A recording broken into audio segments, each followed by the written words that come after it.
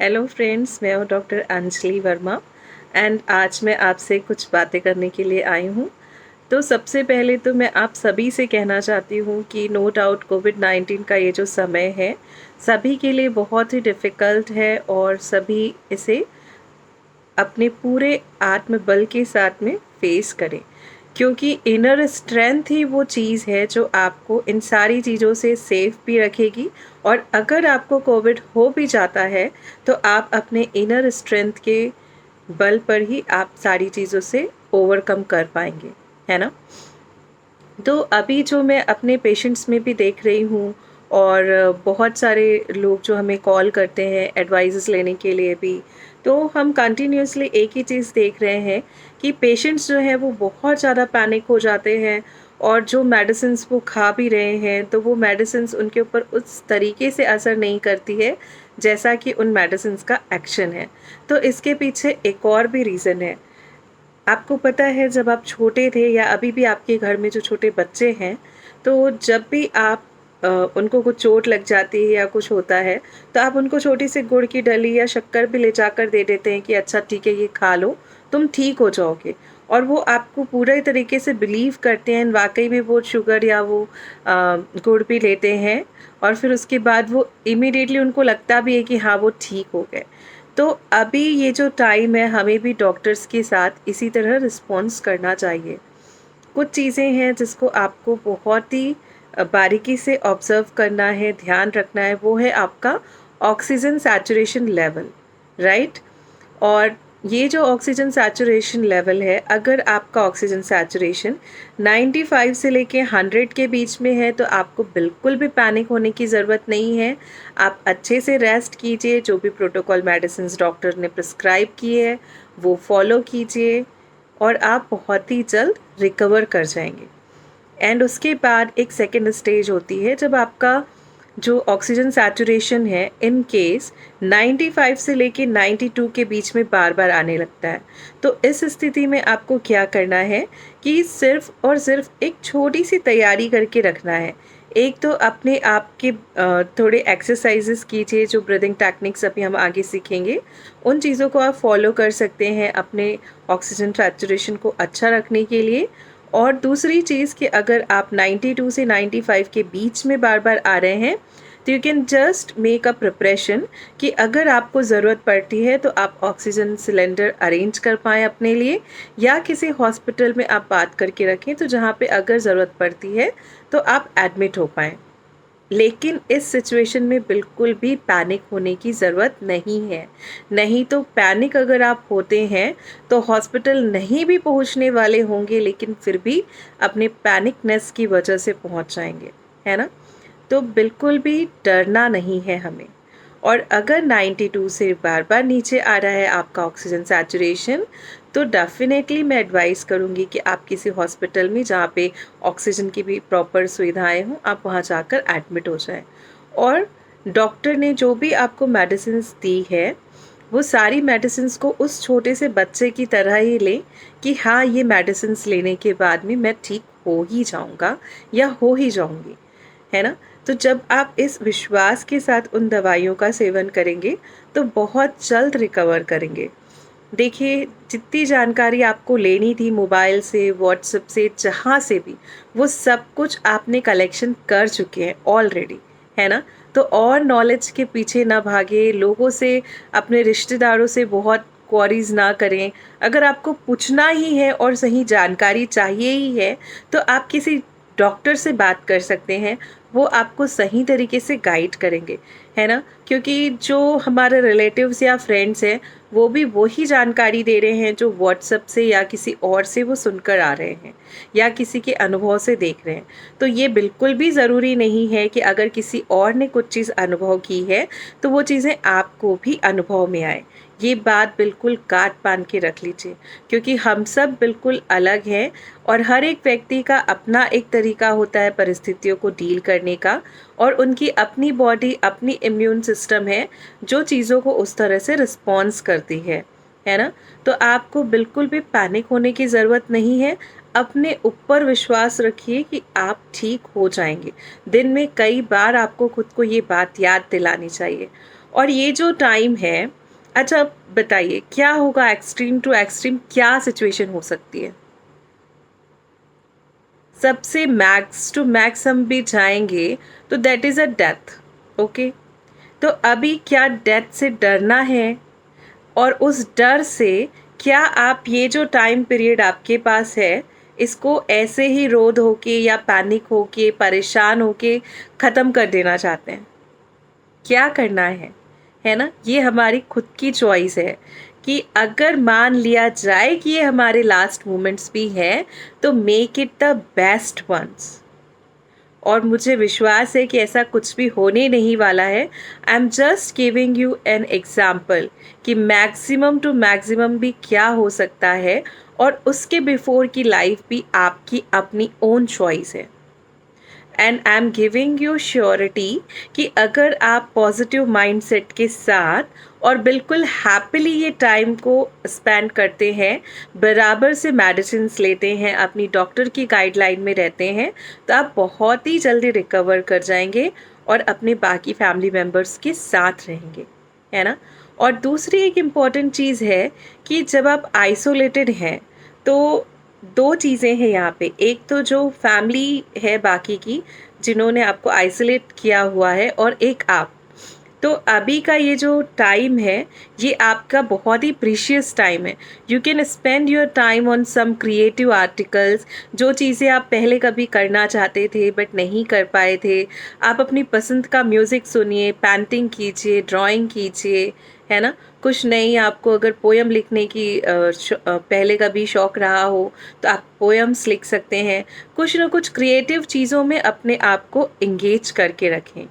और जो family members हैं, उनसे भी मैं कहूँगी कि अगर आपने किसी को आइसोलेट किया है, तो सिर्फ वो फिज़िकल आइसोलेशन होना चाहिए, ना कि मेंटल, है ना? उनसे आप कंटिन्यूअसली टच में रहें, बात करते रहें, एक फ़ैमिलियर एटमॉस्फेयर रखें।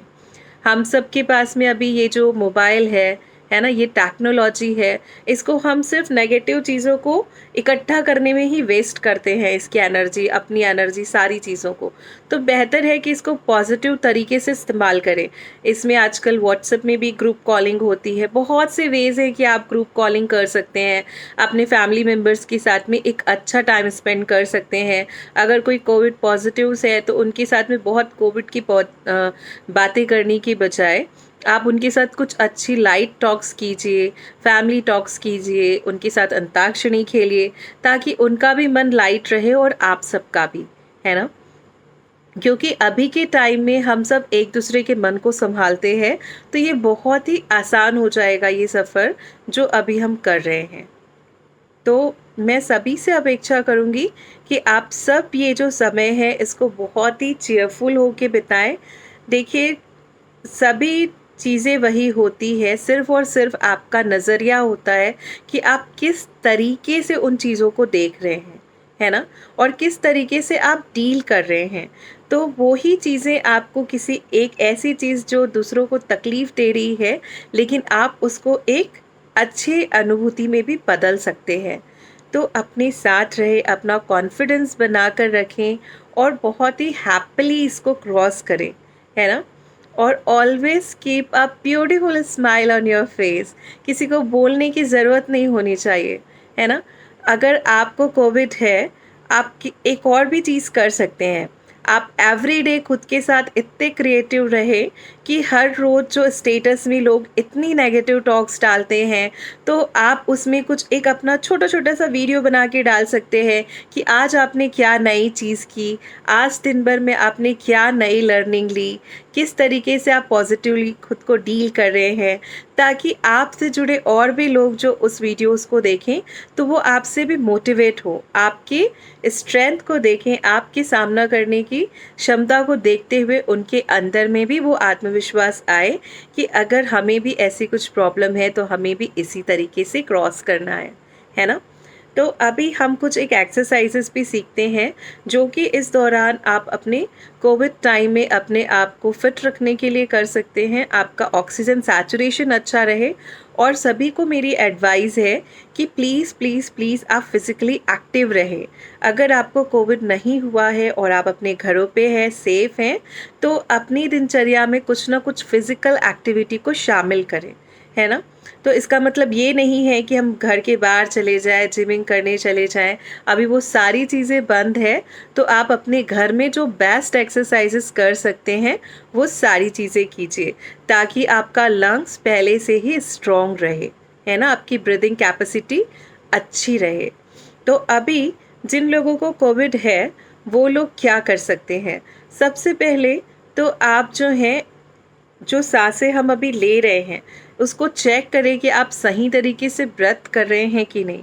हाँ, आप ठीक सुन रहे हैं कि मैंने यही कहा कि आप सही तरीके से साँस ले रहे हैं कि नहीं, ये चेक करना है। तो देखिए, यूजुअली क्या होता है कि जब भी हम किसी बैलून को फुलाते हैं, तो वो फैलता है और वो जगह लेता है ना? तो हमारा ये जो लंग्स है वो भी एक बैलून के जैसे ही है, उसमें बहुत सारे छोटे-छोटे बैलून्स होते हैं जिनसे मिलकर के हमारा लंग्स बना है। तो जब भी आप ब्रीदिंग करते हैं, तो साँस भरते हुए क्या होना चाहिए? पूरा लंग्स जो है वो एक्सपांड हो रहा है, तो वो नीचे डायफ्राम को भी पुश करता है, तो हमारा पेट जो है साँस भरते हुए बाहर की तरफ आता है ना? और जब भी हम इस साँस को छोड़ते हैं, तो देखिए हमारा पेट जो है वो अंदर की तरफ जाता है। तो दिस शुड बी हैपन। लेकिन अभी मैं आपको एश्योर कर रही हूँ, गारंटी दे रही हूँ कि जितने लोग ये वीडियो देख रहे हैं, मैक्सिमम लोगों की ब्रीदिंग इससे अपोजिट होगी, है ना? तो सबसे पहले तो ये खुद एक अवेयरनेस के साथ ब्रीदिंग लें कि जब भी आप साँस ले रहे हैं, तो आपका पेट बाहर ही जाए और साँस छोड़ते हुए अंदर की तरफ आए। तो ये एक छोटा-सा करेक्शन है। उसके बाद हमारा लंग्स जो है एक साइड 2 लोब्स में होता है और एक 3 में, बट स्टिल जब हम बात करते हैं तो उसको एक सुपरफिशियल कैटेगराइजेशन होता है। तो upper lungs, middle lungs and lower lungs, है ना?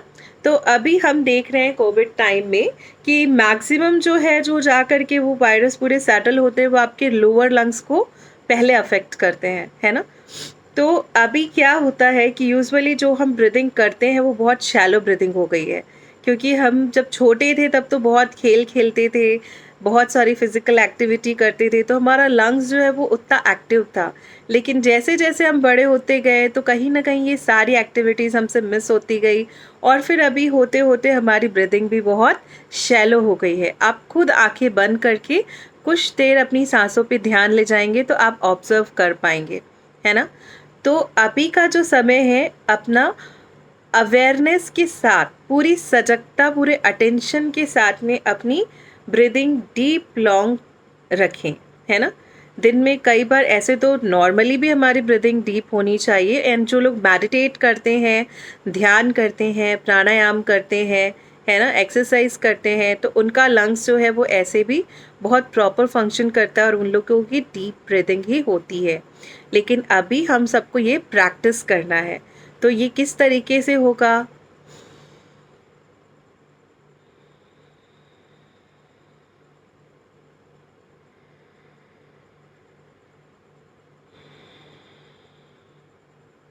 ये तो हुआ एक सिंपल वे कि कैसे आप डीप ब्रेथ करेंगे, है ना? लेकिन अभी जैसा कि मैंने आपको बताया कि हमारे जो ऑक्सीजन के लोब्स होते हैं, तो उसमें किस तरीके से हम अच्छे से उसको स्पेस दे करके एयर फिल अप कर सकते हैं। तो जो हमारा लोअर लंग है, वो नीचे की तरफ डायफ्राम को पुश करता है, और जो मिडिल लंग है, जब हमारे हाथ इस तरीके से ओपन अप होते हैं, चेस्ट ओपन होता है, तो उसको अच्छे से स्पेस मिलती है। और ये जो हमारे अपर लोब्स का जो पोर्शन है, तो जब भी हम उसको अच्छे से, आप स्ट्रेट बैठते हैं, तो सारी जगहों में अच्छे से ऑक्सीजन जो है सर्कुलेट होता है ना? तो अभी हम एक यौगिक ब्रीथ सीखते हैं। तो इसमें आपको क्या करना है, आप इस तरीके से अपने हाथ जो है वो पेट में रख सकते हैं, और पूरा अवेयरनेस के साथ में सबसे पहले हमको पूरे लोअर लंग्स को फ़ील करना है। लोअर लंग्स के बाद में हल्का-सा हाथों को इस तरह से रखें, आप लूज़ रखें अपने हाथों को, ताकि साइडवेज़ भी आपके लंग्स को स्पेस मिले।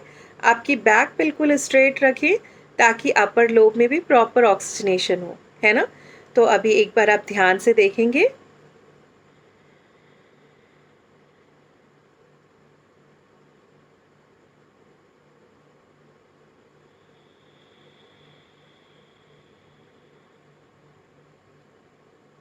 तो अगर आपने अभी ध्यान दिया, तो पहले मैंने अपने लोअर लोब को पूरा फ़िल किया और फिर उसके बाद मिडल लोब में भी और थोड़ा-सा अपर लोब में भी जितना कैपेसिटी से हुआ, आप अपनी कैपेसिटी के हिसाब से करें।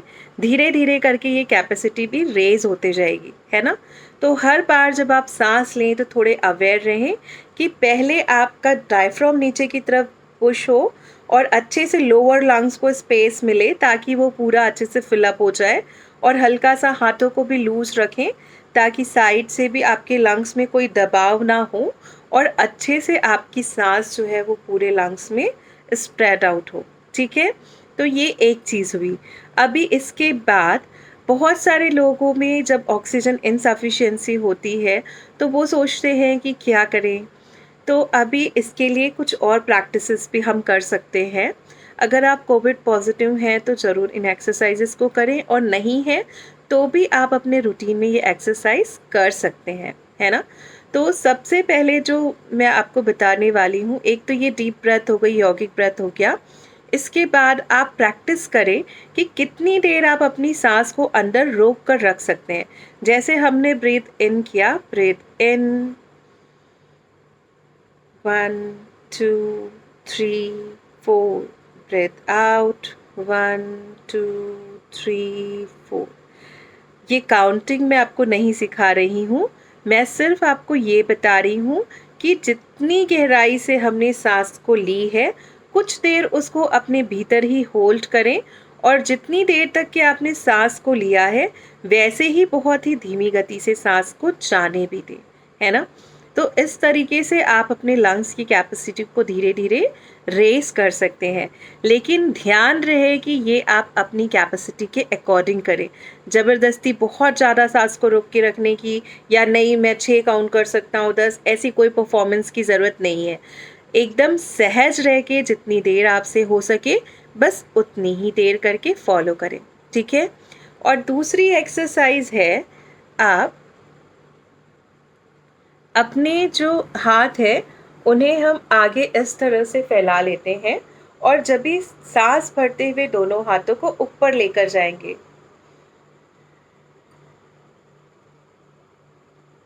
और साँस छोड़ते हुए नीचे। अगेन साँस भरते हुए ऊपर, और साँस छोड़ते हुए नीचे।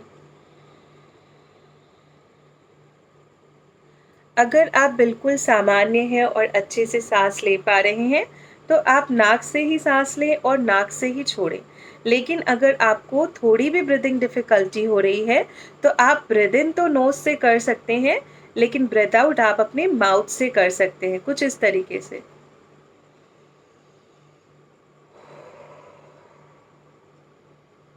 तो जैसा आपका शरीर आपको इजाज़त दे, उस तरीके से आप इसे करिए, ठीक है? और दूसरी एक्सरसाइज़ है कि हाथों को हम इस तरह से सामने रखें और उन्हें साइडवेज़ ओपन करें, जितना आप ओपन कर सकते हैं ब्रीथिंग करते हुए।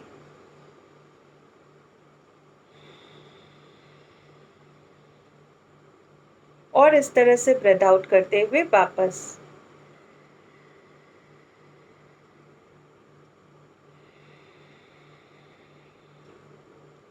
और साथ में आप इसको इस तरीके से भी कर सकते हैं कि दोनों हाथों को साइड से रखा और ब्रीथ इन करते हुए हाथों को ऊपर लेकर आए।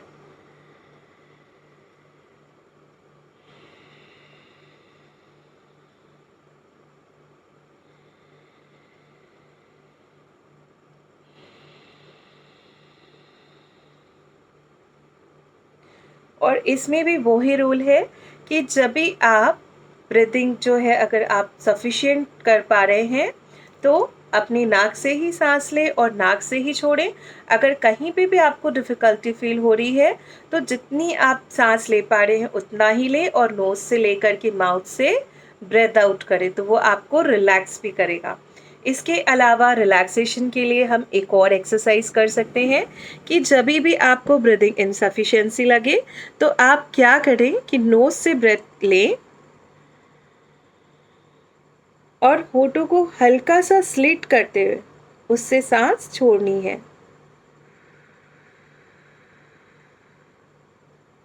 Breath in,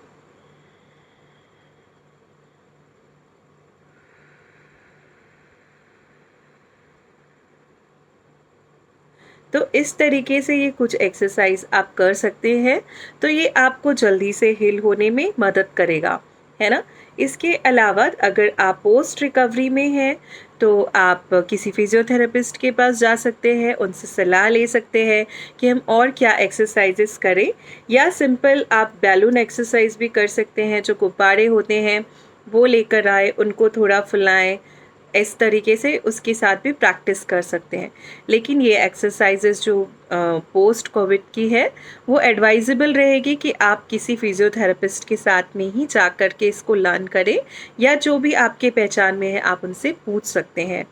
and don't be determine कि मुझे सिर्फ एलोपैथिक मेडिसिन ही लेना है, या सिर्फ मुझे आयुर्वेदा खाना है, या सिर्फ मुझे होम्योपैथी लेना है ना। अभी का जो टाइम है it is a time of integrated approach. आपको ठीक होने के लिए जो भी प्रॉपर गाइडेंस मिल रही है या जहाँ से ऑथेंटिक आपको जानकारी मिल रही है, आप उन चीज़ों को फॉलो कर सकते हैं।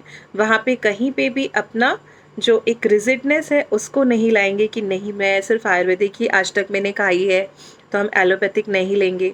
जो प्रोटोकॉल की मेडिसिन है उनके साथ में आप आयुर्वेदिक मेडिसिन भी ले सकते हैं और होम्योपैथिक मेडिसिन भी ले सकते हैं।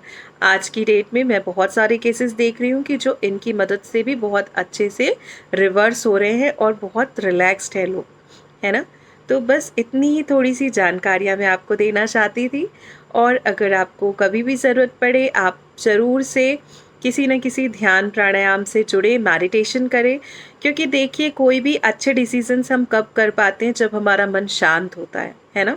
तो अगर आप पूरे टाइम पैनिक रहेंगे तो आप कभी भी अच्छे डिसीजंस नहीं ले पाएंगे कि आपको क्या करना है, किस तरीके से रहना है। तो बेहतर इसी में है कि आप मेडिटेट करें, अपनी कुछ ब्रीदिंग एक्सरसाइजेस कीजिए।